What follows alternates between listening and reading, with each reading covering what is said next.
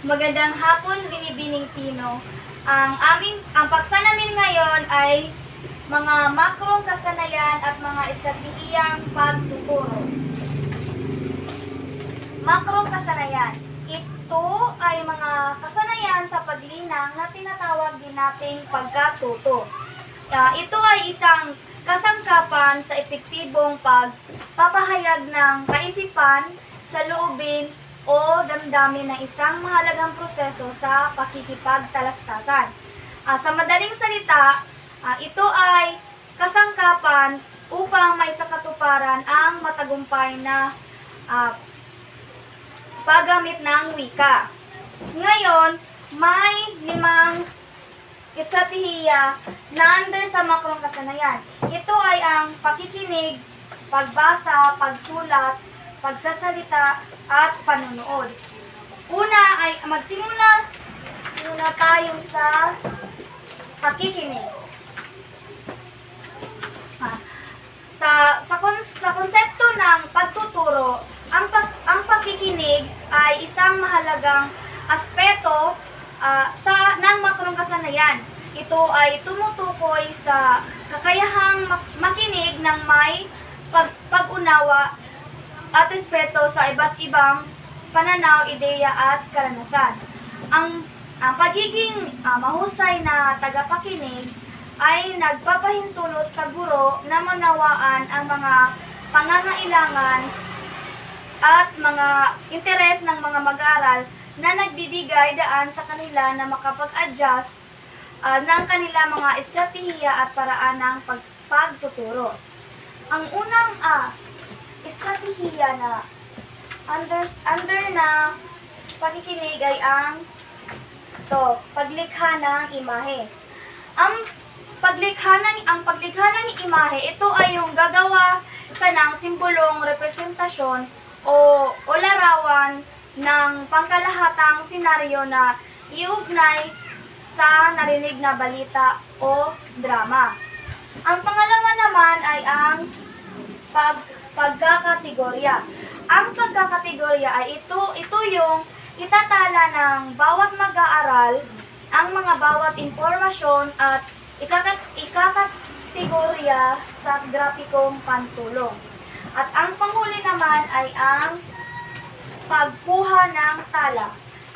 Ang pagkuha ng tala ay isang pagkuha ng mahalagang detalye sa aktwal na panayam. Ngayon, atin namang tatalakayan ang ikalawang makrong kasanayan, ang pagbasa. Ito ay binubuo ng 3 estratehiya.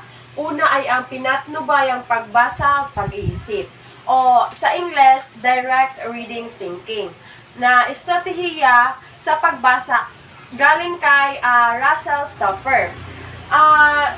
Dito, ang mambabasa ay nagbibigay ng kanilang sariling hula o palagay tungkol sa teksto. Ito ay may 3 hakbang. Una ay ang pagbibigay hula bago nila basahin ang teksto. Pangalawa ay ang pagbasa ng teksto. At ang pangatlo ay pagpapatunay ng mga impormasyon na kanilang hinulaan bago pa nila basahin ang teksto na kanilang nabasa. Ang pangalawang estratehiya naman ay ang KWWN, or sa Ingles ay Know, Want, Where, and Learn. Sa Ingles ito ay What I Know, What I Want to Learn, Where Can I Learn This, and What I Have Learned. So kung ano naman, itatranslate natin sa Tagalog, ano ang aking nalalaman, ano ang gusto ko pang malaman, saan ko ito malalaman, at ano ang aking natutunan. Naglalayo nito na matulungan ang mag-aaral na gamitin ang dating nalalaman at malinang pa ito. Ang pangatlong estratehiya ay ang SQ3R. S na stands for survey, Q for question, 3R stands for read, recite, at review. Ang estratehiyang ito ay galing kay Francis Robinson na naglalayo na upang malina ang kasanayan sa pagbasa at pag-aaral ng estudyante. Ngayon naman, dumako tayo sa ikatlong makrong kasanayan, ang pagsulat. Ito ay binubuo ng dalawang estratehiya. Una ay ang panimulang pagsulat. Ang panimulang pagsulat ay unang yugto ng pagkatuto sa pagsulat. A ay kakayahang psychomotor.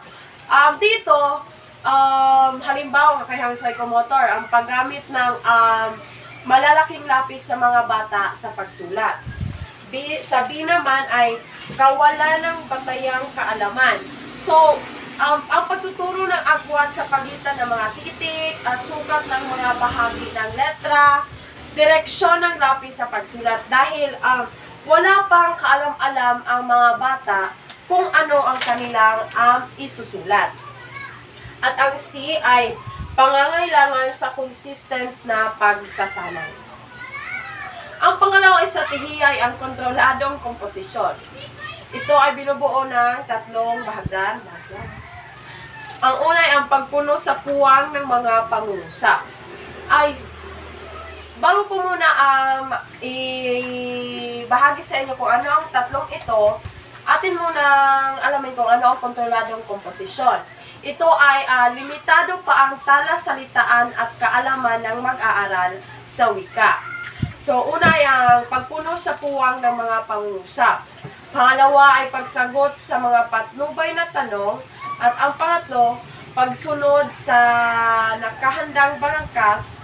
At ang panghuli ay pandiktang pagsulat or dictation writing, kung saan ang guro ay magdidikta ng isang pangungusap at ang bata ay the child repeats or kanyang uulitin kung ano ang idinikta ng kanyang guro. Next is the child writes or isusulat niya kung ano ang idinikta ng kanyang guro. Pang-apat ay the child proofreads. Babalikan niyang basahin kung ano ang idinikta ng kanyang guro. At ang panghuli ay check the written sentence. Bilang guro, iyong iwawasto kung tama ba ang pagsulat ng iyong mag-aaral base sa iyong idinikta. Ngayon ay pupunta naman tayo sa ika-4 na makrong kasanayan. At ito ay ang pagsasalita. Ang pagsasalita ay may tatlong estratehiya. Una ay ang talakayan.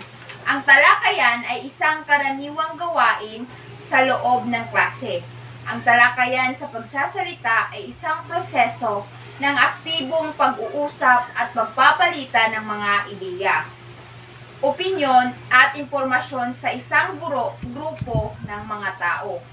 Ito ay isang mahalagang kasanayan sa pagsasalita dahil nagbibigay ito ng pagkakataon sa mga individual or sa mga estudyante na magbahagi ng kanilang mga saloobin, makinig sa pangunawa sa mga isyong na pag-uusapan. Sa pamamagitan ng pagtatalakay, nahasa ang kakayahan ng mga estudyante o mag-aaral sa kanilang pagsasalita, pagpapaliwanag at pangangatwiran. Ngayon ay pupunta naman tayo sa ikalawang estratehiya na kung saan ito ay mga dula-dulaan. Ang dula-dulaan sa pagsasalita ay isang anyo ng sining at pagtatanghal na kung saan ang mga salita at pag-uusap ng mga tauhan ay naisasagawa sa pamamagitan ng isang dula o entablado. Ito ay isang mahalagang kasanayan sa pagsasalita dahil nagbibigay ito ng pagkakataon sa mga estudyante na maipapahayag ang kanilang mga kaisipan, ideya at emosyon sa isang masining at kapansin-pansin na paraan. Ngayon ay pupunta naman tayo sa pangatlong estratehiya na kung ito ay tawaging paglalarawan. Ang paglalarawan sa aspeto ng pagsasalita ay ang paggamit ng mga salita at iba pang wika upang maipahayag at maipaliwanag ang mga kaisipan, ideya at emosyon. Ito ay isang mahalagang kasanayan dahil ang pangunahing paraan ng komunikasyon dahil ito ay isang unang paraan ng komunikasyon ng tao.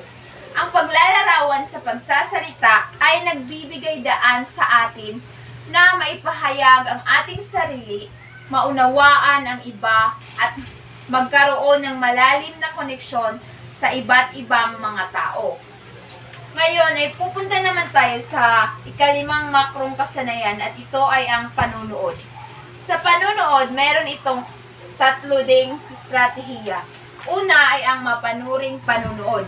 Ang mapanuring panunood ay isang proseso kung saan ang manunood ay gumagamit ng kritikal na pag-iisip upang magbigay ng masusing pagsusuri o analysis sa mga bagay na kanilang pinapanood.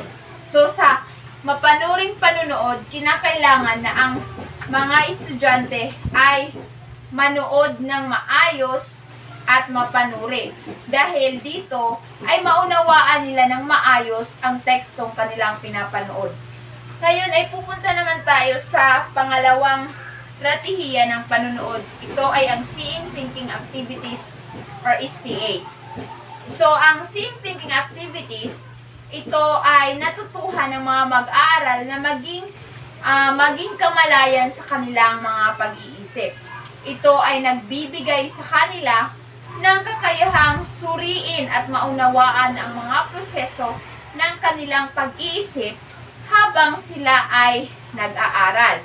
Sa pamamagitan ng paggamit ng mga visual na elemento at mga kasanayang nagpapakita ng pag-iisip, nagiging mas malinaw sa mga mag-aaral ang kanilang proseso sa pag-iisip at kung paano nila ito mapabuti.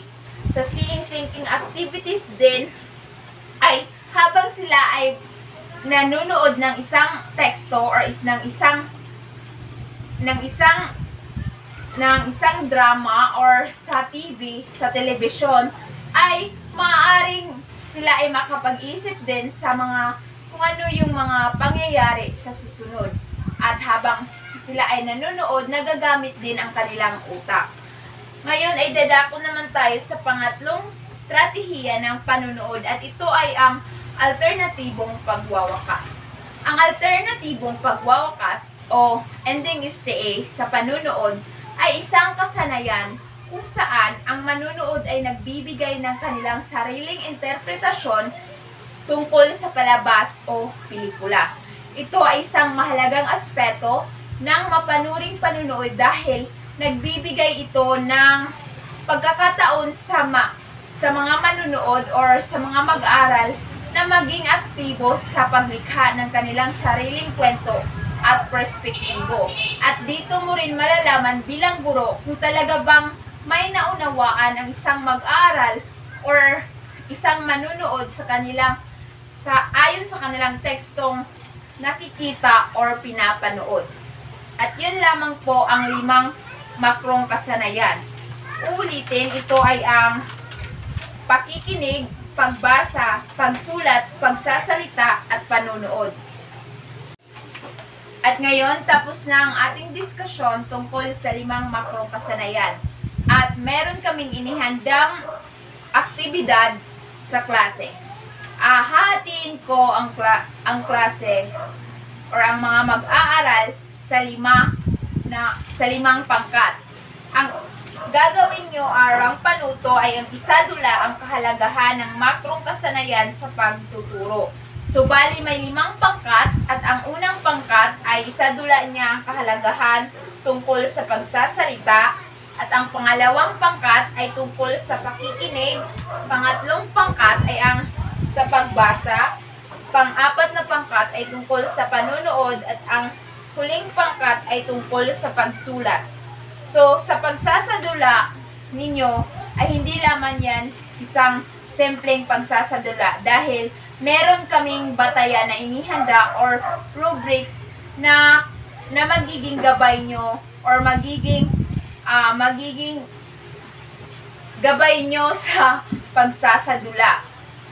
Pamantayan sa paghusga, ito ay nilalaman or ito ay equivalent sa 50% Next is paglalahad, 20%.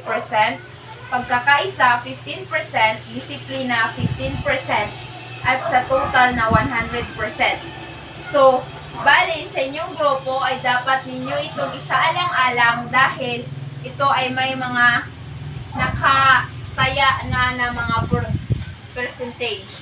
At kung gusto nyong makakuha ng 100%, dapat nyo itong tandaan at isaalang-alang. Yan lamang po ang aming paksa.